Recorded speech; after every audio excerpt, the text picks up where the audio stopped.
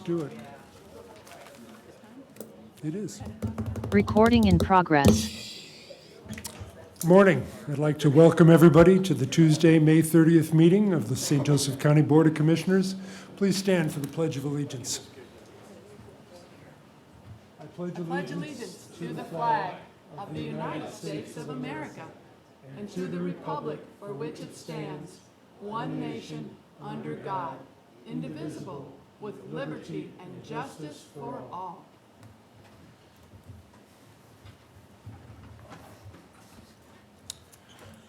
Thank you. First item on the agenda is the accounts payable docket.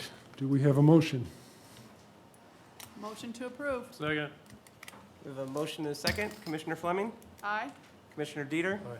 and Commissioner Baxmeyer. Aye. Motion carries. Next item, a bill passed by the St. Joseph County Council, ordinance number 7523.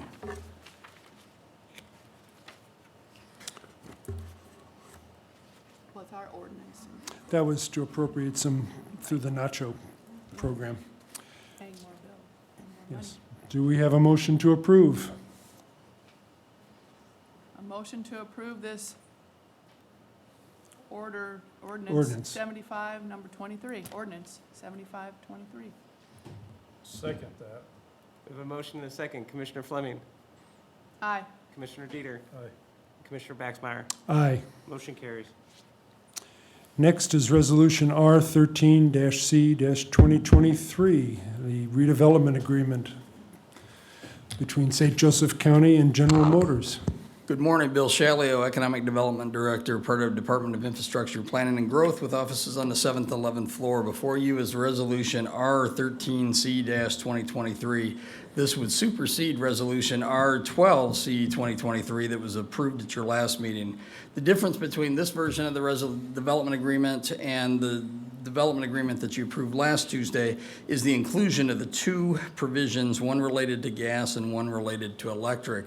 Prior to the redevelopment commission meeting and the Board of Commissioner meeting, we removed the language that's listed here as draft language because it was language we just didn't feel was appropriate or that we could work with as part of the development agreement. Over the course of the day and prior to the start of the the council meeting, we came up with two provisions of language that we, both parties, General Motors, the county, could agree with. So we added that back in to the council resolution and council version of the development agreement. So what we'd like to do is bring it back to you here for approval, and then we'll take it back to the redevelopment commission on June 6th for their final approval. Again, this is language that both parties can agree with. We met last Thursday with all the utilities. The utility companies are good with this language. There's no other changes on the document, so we just ask for your approval of this revised development agreement and new resolution. Any questions, I'd be happy to answer them. I understand that originally we wanted those out because we didn't feel there was a need for them. Right. And it protected the county. I understand that the putting them back in, the way they're worded, still provides protection for the county. It does, yep. And so we feel very comfortable with this language that got added back in. It makes the utility section now more holistic. It adds all the utilities that'll be dealt with as part of the project. Any questions or comments? No, we're good. Thanks, Bill, for the work. We just, in the future, get it to us a little earlier so we can dive into that. That was tough. So yeah, thanks for the update, and we'll just keep moving forward. It's a win-win, Yep. Mr. Garrett, right? Thank you, Okay. Bill. Best wishes. Do we have a motion to approve Resolution R13-C-2023? Motion to approve. So moved. Second. We have a motion and a second. Commissioner Fleming, how do you vote? Aye. Commissioner Dieter, Aye. and Commissioner Baxmeyer. Aye. Motion carries. Next is Resolution R14-C-2023, a resolution identifying 1417 Van Buren Street, South Bend, for transfer. Phil, do you want to say anything on this, or? Sure. So this involves potential sale to an adjacent landowner. The resolution and the notice that follows the Indiana code that's required in the state law. So it's been approved by your council and is appropriate for this instance. Any questions? No, it's good, since the Augustinos used to live on Van Buren Street, I think it's in order for this. Is a couple blocks away, though. Do we have a motion? Well, a motion to approve this resolution, R-14-C-2023. Second. A motion and a second. Commissioner Fleming, how do you vote? Aye. Commissioner Dieter? Aye. Commissioner Baxmeyer? Aye. Motion carries. Finally, under the Commissioners' portion, approval of the MOU between the St. Joseph County Commissioners and Integrated Leadership and Consulting, LLC. I'll speak on this. This is a memorandum of understanding between us and Integrated Leadership to provide a review of the proposals that we've received for Portage Manor. Move for approval? Do we have a second? Oh, a second. We have a motion and a second. Commissioner Fleming, how do you vote? Aye. Commissioner Dieter? Aye. And Commissioner Baxmeyer? Aye. Motion carries. Moving on to archives, approval of the waste management agreement.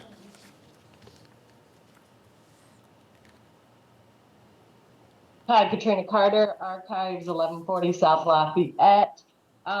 It is a time for us to renew our trash removal services, and I contacted both Waste Management and Republic Services and found out that our contract rolled over with Republic Services, but we got a better deal pricing with Waste Management, so I would like to cancel the rollover contract with Republic Services because we're currently paying $263.94 a month.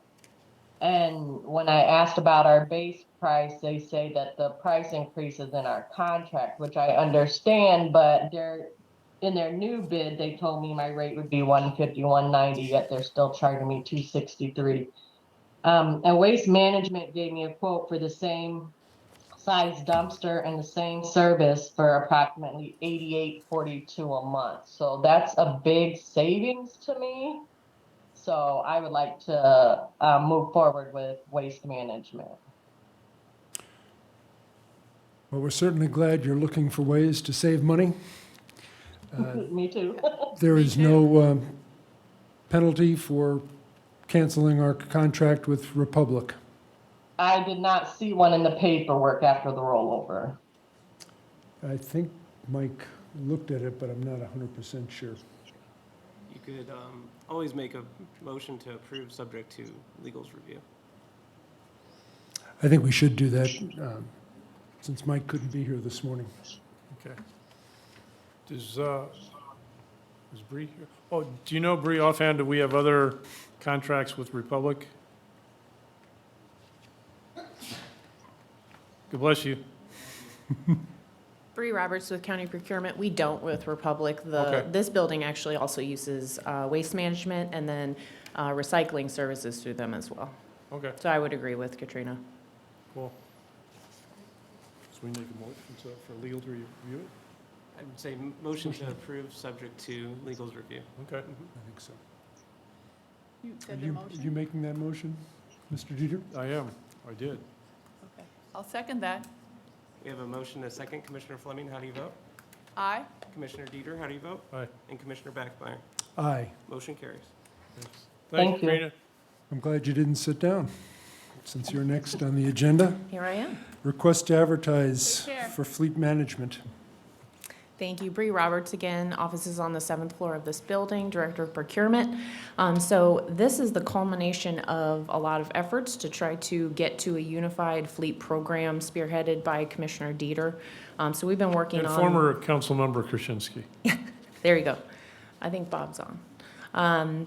And so this is kind of the culmination of that effort. We're happy to get this rolling. Essentially, this is requesting proposals from qualified firms and/or entities to provide both fleet vehicle procurement, maintenance, and management services. Just as an overview of the timeline, if your approval is gained at this meeting, I will post the RFP on the county's website following this meeting. Advertisement will take place respectively June 2nd and June 9th, with a mandatory pre-bid meeting on June 15th and a submission deadline of July 5th. And procurement finds this favorable and asks for your approval. Yeah, this is something, when I was elected, that I was perplexed, is that the word? That the county didn't really have a car policy. We didn't have any area of a singular person in charge of anything. No mileage was calculated, no gas consumption, no phantom damage, no GPS. So Councilman Krasinski and I started this a long time ago with Enterprise and Gates. And credit Ryan, who's put in a ton of work, and Bree helping him out to get this out. So it'll be a good thing for the county. I know it'll be a cost savings. Plus, we'll know where our cars are. We'll know where our titles are. So they're not floating around somewhere in Who knew? St. Joe County and building. So it's a good thing that you and Ryan have done a ton of work to get this stuff out there. So appreciate all that. So it's something that will be greatly appreciated by the taxpayers. Thank you. I haven't been involved that long, but I got to tell you, Derek and others really have worked hard on this. So I'm glad we're finally at this point. Absolutely. I appreciate all that you do, Bree. Thank you so much. Thanks, Deb. Do we have a motion to approve the advertisement of the RFP for fleet management? So moved. Second. We have a motion and a second. Commissioner Fleming, how do you vote? Aye. Commissioner Dieter? Aye. And Commissioner Baxmeyer? Aye. Motion carries. Yay, let's get it done. Yay. In a similar vein, we have next item is a request to advertise for the facility assessment study and space allocation study. Yep, and so this is kind of the same idea. We've been working towards a unified study of this type for quite some time. Work on this effort really started back in 2018. So the plan is to kind of have this new work build on that effort. The scope of work, facilities listing, RFP timeline, and further bid information are all within the RFP packet, which will again be posted, given your approval to advertise following this meeting. We're soliciting proposals from qualified firms and/or entities to provide a facilities condition assessment and space allocation study. And the overall timeline would be as follows. If approved for advertisement today, posted on county website, advertised respectively June 2nd and June 9th. Wednesday, June 21st would be the pre-bid meeting for this RFP. And question submission deadline would be Friday, June 30th, with a proposal deadline being July 11th. And once again, procurement finds this favorable and asks for your approval to advertise. Well, the decision by the city to move out, we had a similar study done on space allocation several years ago. Yep. We need to revisit that. And the facility condition assessment will give us a real feel for what it's going to take moving forward, not only for this building, but all the county facilities. Absolutely. Absolutely. So this started in 18? Yep, we had a previous smaller study done as far as space allocation by Creative Design Solutions, which is the company across the street in the Trigon building. Is that the ones that, I think there's a bunch of maps floating around we found in closets of each floor of how it was done, I would assume that's part of that effort, yes.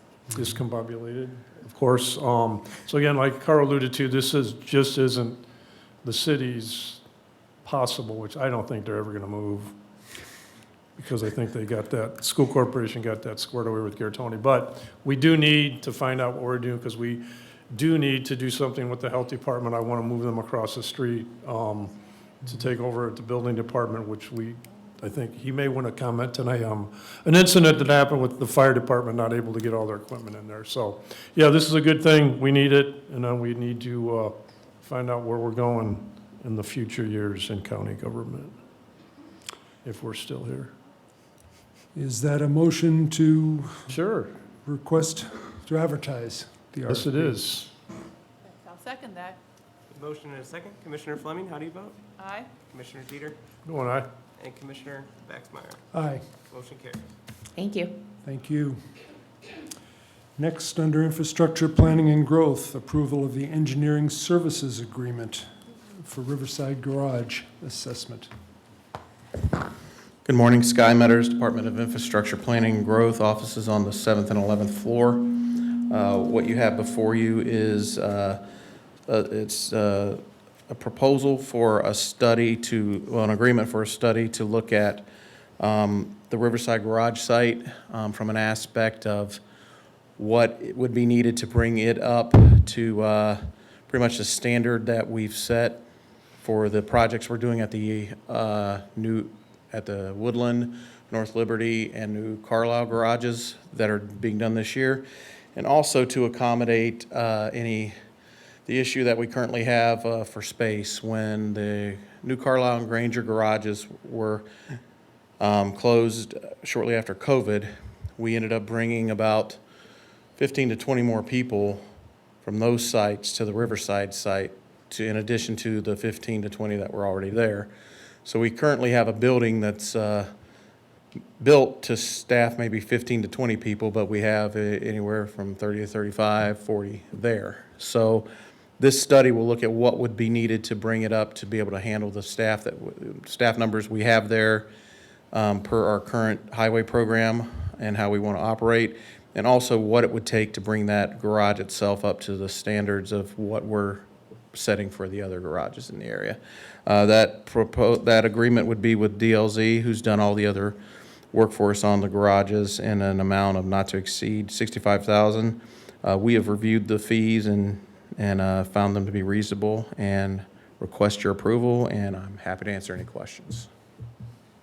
Would this also include a provision if we don't find a location out via the Anderson Road area, or is it just we're too far ahead yet?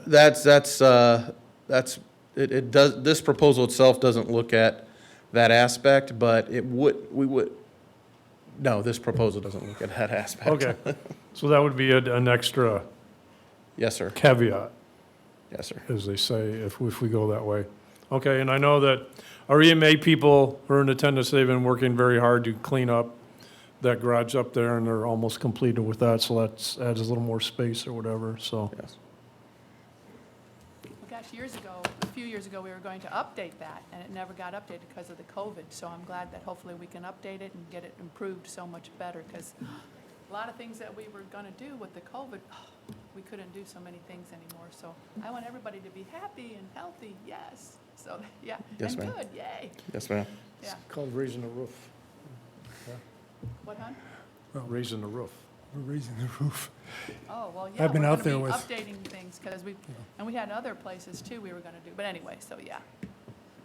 Make a motion to approve. Second? We have a motion and a second. Commissioner Fleming, how do you vote? Aye. Commissioner Dieter? Aye. And Commissioner Baxmeyer? Aye, Motion carries. Thank you. thank you. Thank you, Sky. Next is a Portage Manor update under old business. And welcome Frank Augustino and Dr. Artella.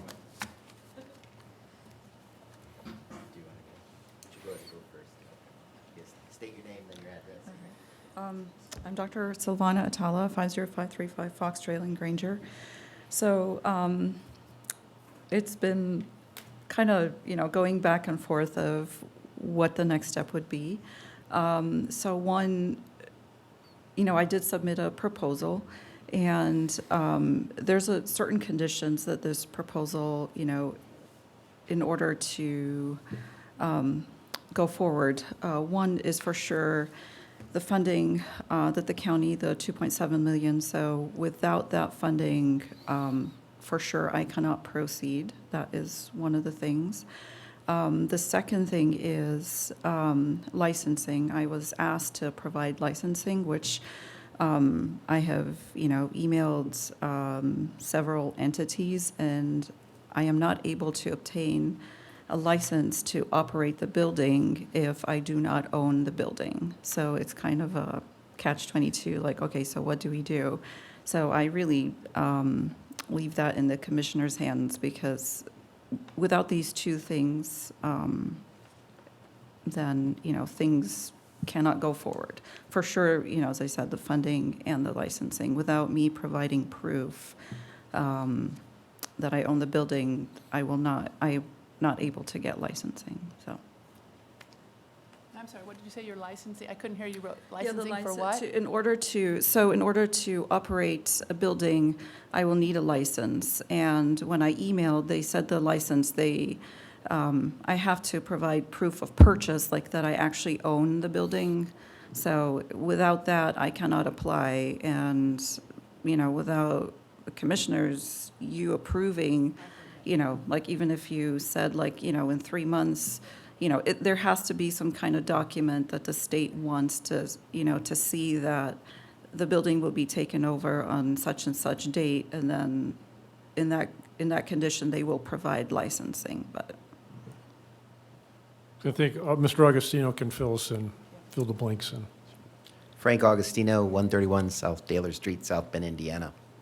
So concerning licensing, the entity that would acquire the property, A Place for Everyone, needs to demonstrate an interest in the property. They don't have an interest if there's no purchase agreement, if there's no deed that shows ownership in the property. You can't schedule an inspection of the property for the new owner because they don't have any rights in the property. We also, you know, acknowledge the difficulty the county would be in. The county, as the operator of this property, needs to provide proper care for the residents of the property. You can't just transfer the property over without the proper licensing in place for the entity that's taking it over. And the licensing wouldn't be granted until you give the property over to that entity. So as the doctor pointed out, there is a catch-22 with that. There's issues with the funding as well. There would be required input to make upgrades to this property. A Place for Everyone, the plan that they had in place would require that money coming from the county.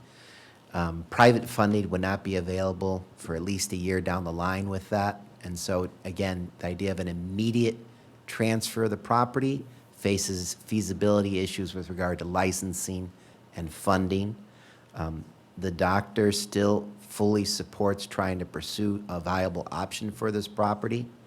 That may include what the task force proposed as a public-private partnership.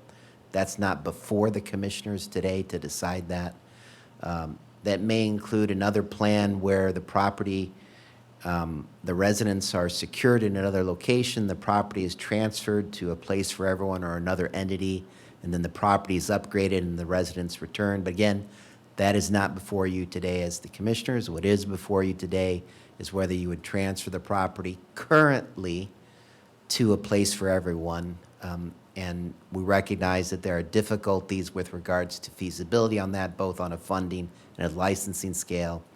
We had met with the expert that was designated and used by the county for operations of facilities of this, and they recognize that this type of transition usually is about a year transition. Doctor has diligently pursued this within a 60-day time frame. Within that 60 time frame, she has set up an entity, she's obtained their 501c3 designation. Licensing and funding still remain open, but again, she's pursued this at a brisk pace. I think she should be commended for how fast she has got that in. But as the expert the county hired, this is usually a year transition, and we've only had 60 days to pursue it. So we thank the commissioners for consideration of this proposal and their diligence and their care for their patients, and wanted to keep this property open, and we look forward to the commissioner's decision on that. Thank you. Thank you. Well, certainly, we do want to recognize the diligent efforts on the part of Dr. Atella. I had the pleasure of meeting with her early on, and certainly can't question her desire to see this happen. But having said that, That we will have a final determination at our meeting next Tuesday. Again, thank you for all the work that you had. The task force also worked hard with a lot of people on that. The task force ideas were just general thoughts and things that we could. You're the one that stepped up to the plate and put a lot of effort and time into actually having a sustainable plan. So we will have our final determination made next Tuesday. So thank you. I think I think we're gonna make the final determination the week later. Well, the council will, we will make ours Tuesday. Yeah, okay. Thank you for coming. Moving on to public comment. Does anybody in the room wish to speak? Dan, sporting the spiffy shorts today, if you want to step up? No? Anyone else in the room wish to make a statement, make a comment? If not, let's move on to the folks who are online. Laura, I believe your hand was up first. Hello, this is Laura McClellan, 6344 Indian Point Road, Leroy Township, Ohio. This was interesting. I wasn't expecting Dr. Atala to be able to speak today. And I also didn't know that the commissioners would be voting on something next week. This whole process has been very confusing as a member of the public and as a sister of a Portage Manor resident. It's still not clear to me what is going on behind the scenes, and I really wish that you would be more upfront with what is happening and what I can expect. I do hope that you will seriously consider Dr. Atala's proposal. Portage Manor is full of people who really don't have another place to go, despite some people saying that they can go somewhere else. They really don't, especially those with disorders that are not covered by Medicaid waivers. I'm not sure that everyone understands just how vital a service Portage Manor serves to the community of St. Joe County, and how many people might end up back on the streets, back in jail, back in homeless shelters. Eventually, they might be temporarily placed, but if they're in a place that's not suitable for them, they're going to end up being the problem of the citizens in St. Joe County again. I really want, I didn't plan to speak today, and I just really want you to take this seriously, and I hope you will work with Dr. Atala and figure out the licensing and the transfer of the property. And please, for God's sake, just think of these people, and they depend on you as the elected officials of St. Joe County. Thank you. Thank you. Roy, I believe you're next.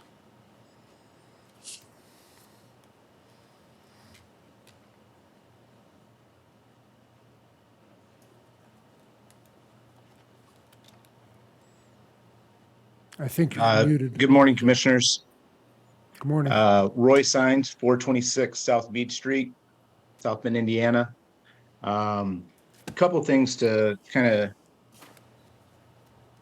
Commissioner Baxmeyer and Councilman Catanzarite gave a briefing to the residents and family members just after a meeting 2 weeks ago at Portage Manor, and a couple things came up that I would like to address. The first one is the messaging around the electrical issue. It's been stated by commissioners and also certain council members that the electrical issue is a safety hazard at the building. If that is truly the case, there's 100 people that are in and out of that building on a daily basis. I would just like us to maybe tame down that messaging if that is not an immediate threat for the residents or the employees or visitors that are at the facility. It seems like if it were an actual threat, that something would have been done to address that issue by now. I just want to make sure that maybe the commissioners and council members weren't maybe slightly misinformed by the folks that are advising them there.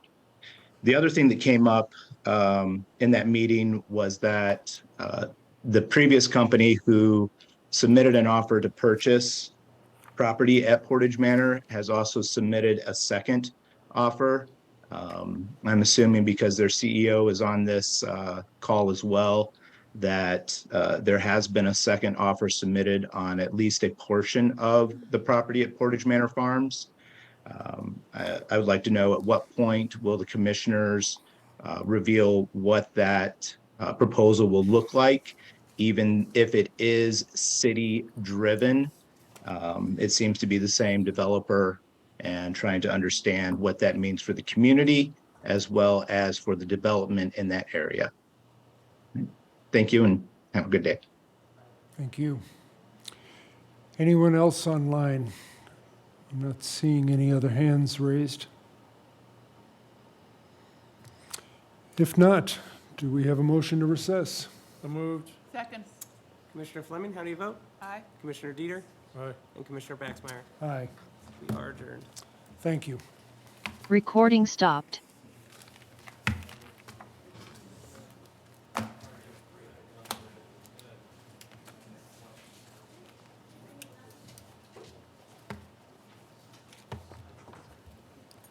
Thanks for coming in, Mr. Dalton.